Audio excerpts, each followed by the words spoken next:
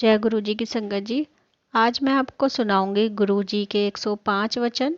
और सभी संगत से मेरी निवेदन है कि 105 वचन गुरु जी के आप पूरे सुने, बीच में इन्हें अधूरा ना छोड़े। तो शुरू करते हैं एक बार गुरु जी का शुक्राना करते हुए। जय गुरु जी, शुक्राना गुरु जी। वचन नंबर 1। गुरु जी सदैव अपनी दैवीय गद्दी पर रहेंगे। उन्होंने कहा था, मैं हूँ, मैं सदैव रहूँगा। मेरा कोई उत्तराधिकारी नहीं है।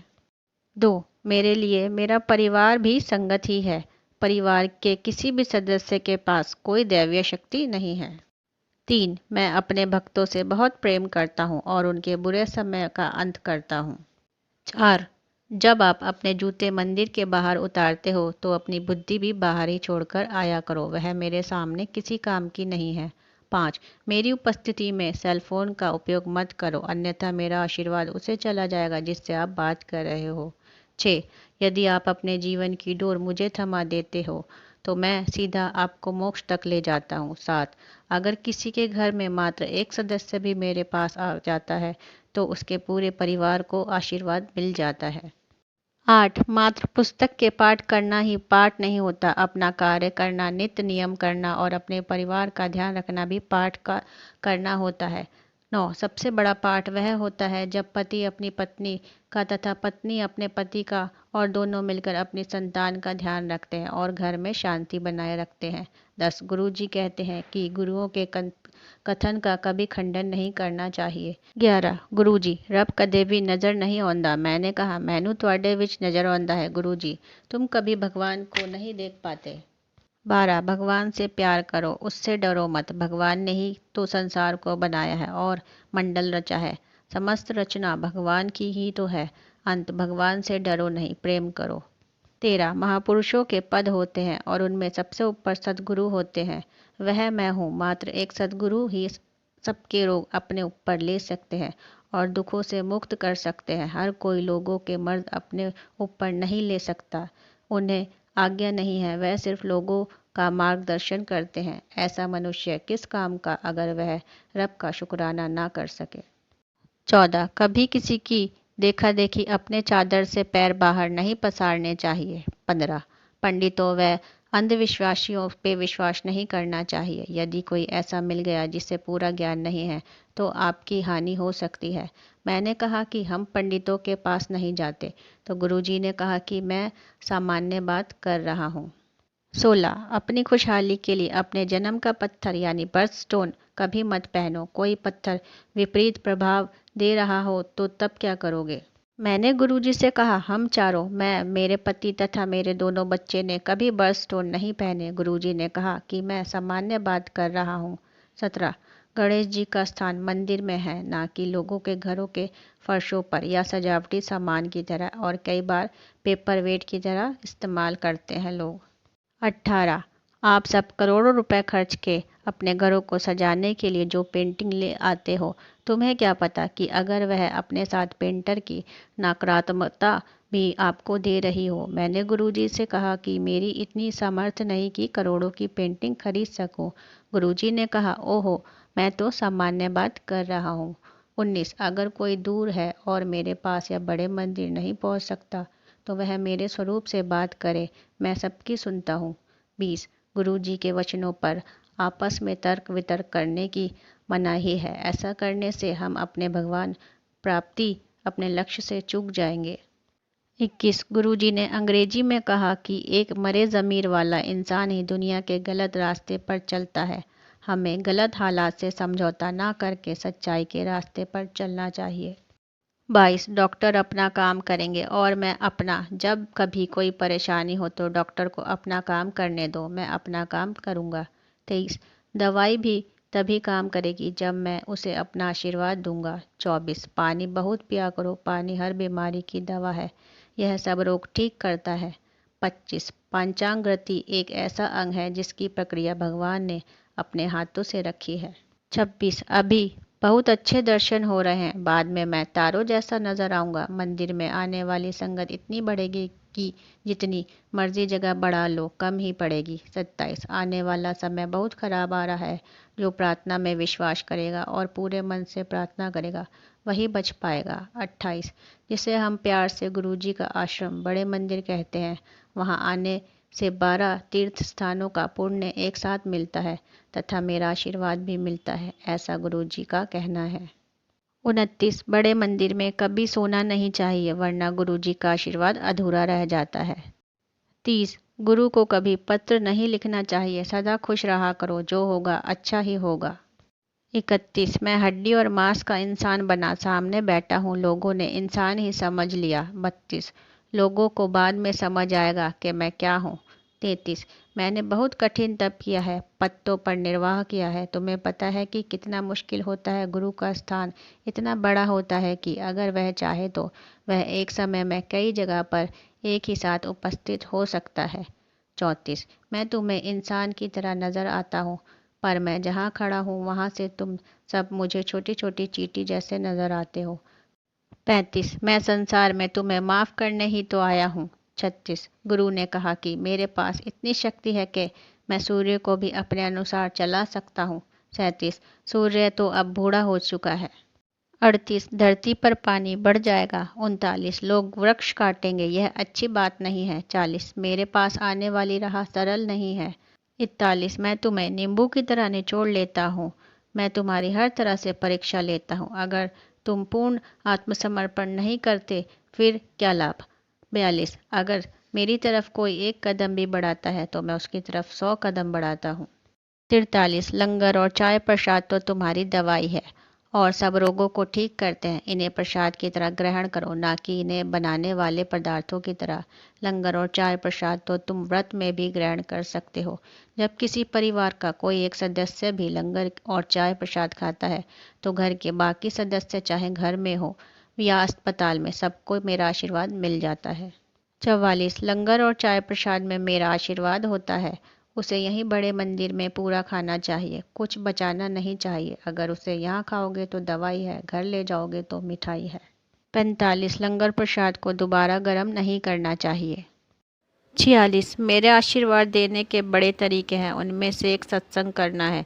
जो बोलता है उसका भी भला होता है और जो सत्संग सुनता है उसका भी भला होता है।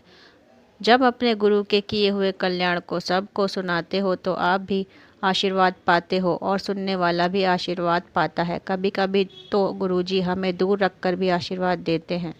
47 गुरुजी कब और क्या कल्याण करते हैं आवश्यक नहीं हमें पता हो। 48 मैं प्रवचन में विश्वास रखता हूँ, सब कल्याण वास्तव में करके दिखाता हूँ।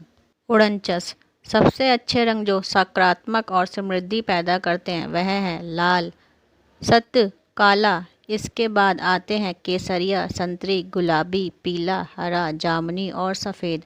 गूढ़ा नीला रंग गुरुओं का नहीं होता, इसे प्रयोग में नहीं लाना चाहिए, यह पहनने में नहीं लाना चाहिए एवं यह नकारात्मक एवं भ्रतियाँ उत्पन्न करता है। फिरोजी और आसमानी नीला रंग अच्छे होते हैं, इन्हें इस्तेमाल कर सकते हैं। मैंने पूछा क्या यह आपने मेरे परिवार के लिए कहा है? गुरुजी ने कहा जो सुने उसका भला। 50 आपको अपने आँख, कान, नाक सब चेहरे पर आगे मिले हैं, पीछे नहीं, इस बात का भगवान को बहुत बहुत धन्यवाद करना चाहिए। 51 जानवर कितने काम करते हैं, मरने के बाद भी हम उनकी खाल के चमड़े के बैग, जूते, बेल्ट आदि बनाते हैं, यहाँ तक कि मरने के बाद हम उन्हें खा भी लेते हैं, परंतु मनुष्य मरने के बाद किसी काम का नहीं है, इसलिए मनुष्य अपने जीते जी सिर्फ पाठ करके अपना जन्म संवार सकता है। 52 गुरुजी के अनुसार गुरुजी के वचन याद करना भी सत्संग होता है। अपने व्यक्तिगत अनुभव एवं आशीर्वाद जो आपको गुरुजी से मिले हैं उनके बारे में सबको बताना भी गुरुजी का शुक्राना करना ही होता है। गुरुजी अक्सर कहते हैं कि मैंने जो तुम्हारे कल्याण किए हैं सबको बताओ। 53 अगर मैंने सिर्फ एक इंसान को भी भगवान तक पहुंचाने के रास्ते पर डाला है तो मेरा काम हो गया समझो। 54 अगर आपके कर्म अच्छे हैं तो दुनिया के सब सुख गुरुजी आपकी झोली में डाल देंगे। 55 गुरुजी से कभी भी अपना बुरा नहीं मांगना चाहिए, गुरुजी के साथ क्रय विक्रय नहीं चलता, जैसे आप मुझे यह दोगे तो मैं आपको इतने का प्रसाद चढ़ाऊँगा। हम अपने परम पिता परमेश्वर को कुछ नहीं दे सकते, अगर हम सेवा भी करते हैं तो वो भी अपनी ही मदद करते हैं, ना कि गुरुजी की। 56। एक बार एक गुरुद्वारे में गुरु ग्रंथ साहिब का पाठ करने वाले एक छोटे पाठी ने गुरुजी से कहा कि उसके जीवन में कुछ भी ठीक नहीं चल रहा है, धन नहीं है। गुरुजी ने कहा, जब लोगों के लिए पाठ पढ़ता है तो कितने पन्ने बिना पढ़े पलटता है। वह पाठी जब लोगों के लिए पाठ पढ़ता था तो बीच में कई पन्ने बिना पढ़े ही पलट देता था। फिर गुरुजी ने हमारी तरफ देखा और कहा, आपने पाठ कराया करो, यानी पाठ अपने आप ही करना चाहिए, किसी दूसरे के ऊपर निर्भर नहीं रहना चाहिए। 57। लोग पुत्र तो मांग लेते हैं, पर अगर वो मानसिक रूप से विक्षिप्त पैदा हो गया तो। 58। अगर आपको गरीब काम करने वाले को खाना देना है तो उत्सव शुरू होने से पहले उनके लिए भोजन निकालें, ना कि बाद का बचा हुआ झूठा उन्हें दें। 59। अगर कोई भिखारी आपसे मांगे और आप दे नहीं पा रहे हों तो हाथ जोड़ लें, ना जाने किस भेष में कौन आपके सामने खड़ा हो। 60। अपने घर में घोड़े, पक्षियों और इंसानों जैसी मूर्तियां मत रखा करो, इन्हें पानी में बहा दो। यदि बहा ना सको तो फेंक दो, परंतु घर में ना रखा करो। घर को सजाना है तो फूलों से सजाओ। 61। गुरुजी एक बार एक दर्जी के पास पैंट सिलवाने के लिए गए।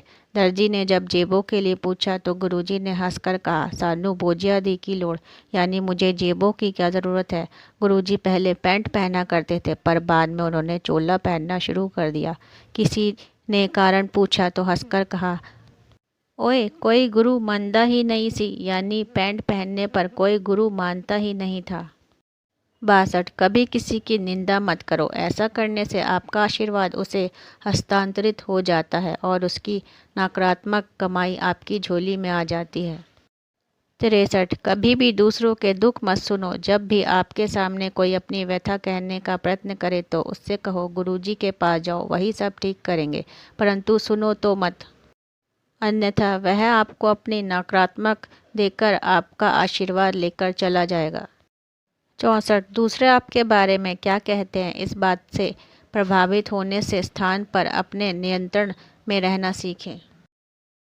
65। प्रार्थना और पाठ सदैव इतनी शांति से करना चाहिए कि आपके आसपास बैठे किसी को पता नहीं चले कि आप पाठ कर रहे हैं। इसी प्रकार दान भी गुप्त होना चाहिए, एक हाथ को पता न चले कि दूसरे ने कुछ दिया है। 66। घर में नागफनी और बोनसाई जैसे पौधे ना बढ़ने वाले पौधे नहीं रखने चाहिए। 67। अगर सेवा के पीछे कोई अप्रत्यक्ष स्वार्थ छुपा है तो वह निस्वार्थ सेवा नहीं है। असल सेवा बिना किसी मांग तथा स्वार्थ के होती है। 68। अगर अपने दैनिक कार्यों के करने से किसी का भला होता है तो क्या फर्क पड़ता है। 69। जो व्यक्ति गुरु होते हैं वह हमेशा अपनी पहचान गुप्त रखते हैं, और जो आगे बढ़ कर अपने बारे में स्वयं ही बताते हैं वह सच्चे गुरु नहीं होते। 70। एक बार गुरुजी के साथ हम रात 2 बजे तक बैठे हुए थे और गुरुदास मान जी का गाना रातों को उठ उठ कर चल रहा था। उस समय हमें पता लगा कि गुरुजी हमारे लिए कितनी प्रार्थना, कितना तप करते हैं ताकि हम रातों को शांति से सो सके। गुरुजी कभी सोते नहीं थे, वह निरंतर पाठ करते रहते थे। 71। गुरुजी के शरीर से निकलने वाली सुगंध गुरुजी की इच्छा अनुसार आती थी। गुरुजी के अनुसार यह भी एक प्रसाद है जिसे पाने वाला उसे कभी भी पा सकता है, मंदिर में भी और घर बैठे भी।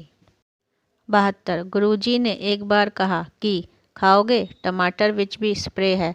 गुरुजी खाने पीने की वस्तुओं के दूषित तथा संदूषण के कारण परेशान रहते थे। 73। गुरुजी ने पूछा, गुरबाणी दे टप्पे सुनते हो। मैंने उत्तर दिया, हाँ जी गुरुजी।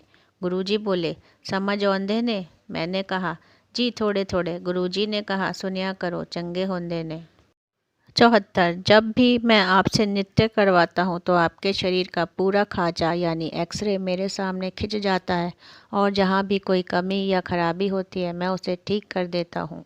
75। गुरुजी सदा संगत से शिव पुराण पढ़ने के लिए कहते हैं। 76। अधिक धन अच्छा नहीं होता। भगवान से हमेशा यही प्रार्थना करनी चाहिए कि इतना दीजिए जितना मेरे परिवार के लिए पूरा हो। 77। गुरु के सामने प्रार्थना करके अपने कर्मों की माफ़ी मांग लेनी चाहिए, उन कर्मों की भी जो आपको नहीं पता कि आपने कुछ गलत किया है।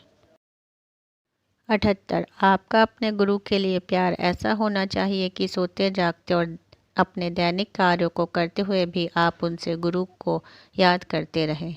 79। एक दिन मैंने गुरुजी से पूछा, मोक्ष मिलता है? गुरुजी ने जवाब दिया, जे चंगे कर्म करो ता। 80। मैं एक रसिक बैरागी हूँ जो तुम्हें पारिवारिक उत्तरदायित्व के निर्वाह के साथ साथ प्रार्थना के मार्ग पर चलना सिखाता है।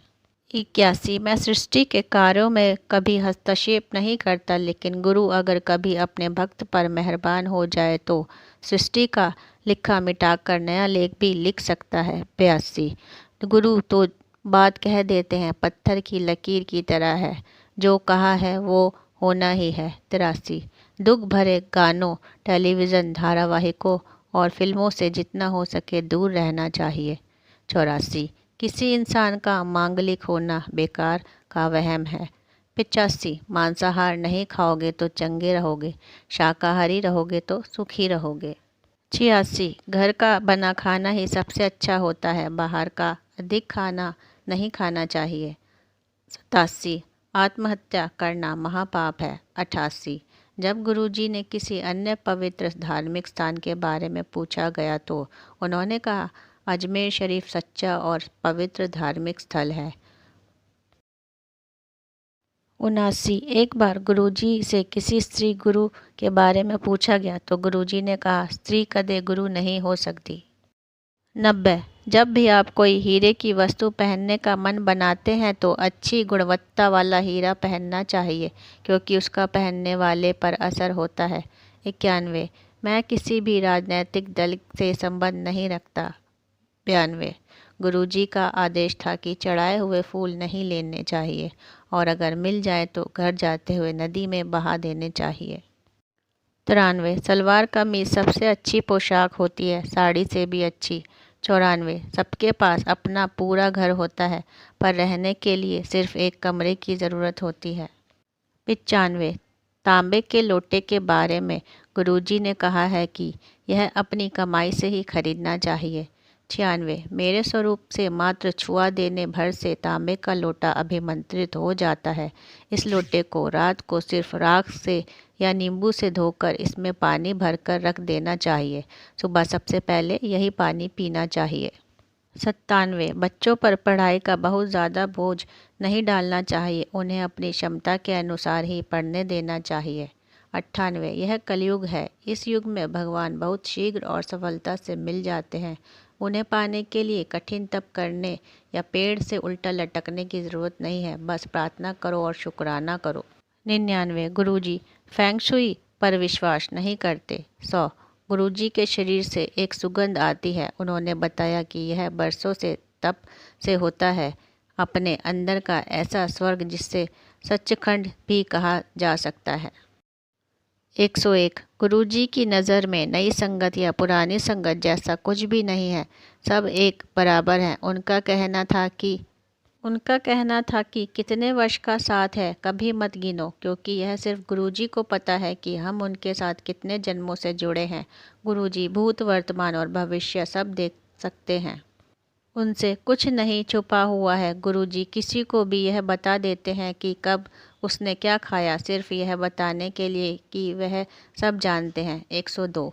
मेरे नाल डायरेक्ट कनेक्शन जोड़ो, सीधा मेरे से संबंध बनाओ। 103। मैं पहले उसे आशीर्वाद देता हूँ जो तुम्हें मेरे पास लाता है, और उसके बाद की यात्रा तुम्हारी अपनी शुरू होती है।